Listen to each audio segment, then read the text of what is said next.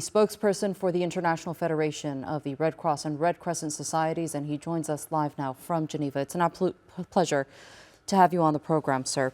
Now, experts said around 2-3 months ago that people would start to die from the triangle of death, from the starvation, from the dehydration, from the epidemics.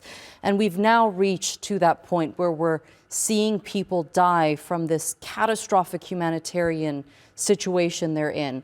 What's the Red Cross and the Red Crescent Society's assessment of the deteriorating humanitarian situation, particularly in the last 2 to 3 weeks?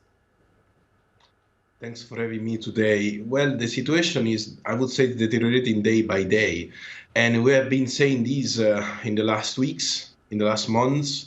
And again, not because we can read the future or we are a magician, but just because we know that in a place where that is overcrowded, where there is no hygiene, there is no running water, there is no health support, there is no food, there is no drinkable water, well, the result will be this catastrophic, desperate humanitarian situation that people in Gaza are facing at the moment. And of course, this is deeply concerning because it will not be enough to have some more aid entering, but we really need to think about a mid and long-term solution for the people in Gaza. What is that solution going to look like, the middle and long-term solution? If a ceasefire is agreed to within the next couple of days, let's say, what would need to happen following that ceasefire to stop people from dying? Well, I mean, sadly, I would say our requests have been the same in the last weeks and months and still are valid. We need to have safe and uninterrupted access. We need the parties to agree to give us and to the humanitarian organization safe and uninterrupted access everywhere in Gaza. We need to have an increased and continuous flow of humanitarian aid entering in Gaza. We need to have safety and protection for civilians and for healthcare workers, and we need the immediate and unconditional release of the hostages. This is our asks.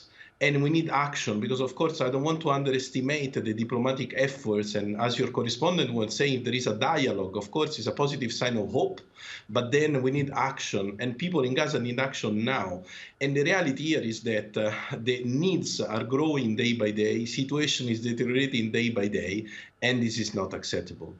So if the things that you listed does not happen, what would the ramifications be? What are we up against here?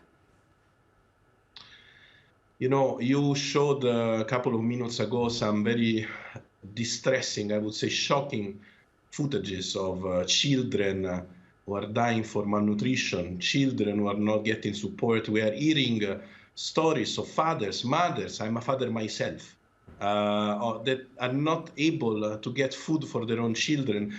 Food prices in Rafah, in the south, are skyrocketing. In the north, people were also relying on food for animals. That is also, the price is also skyrocketing. If there are not action, this will go just worse. And I don't want even to imagine what this will mean for these kids that you're showing now.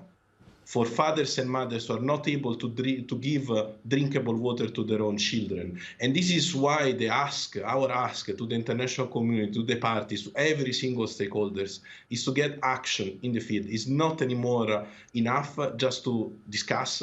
We need action, and we need it now. All right. The spokesperson for the IFRC, Tommaso Della Longa, thank you so much for being with us here on the NewsHour.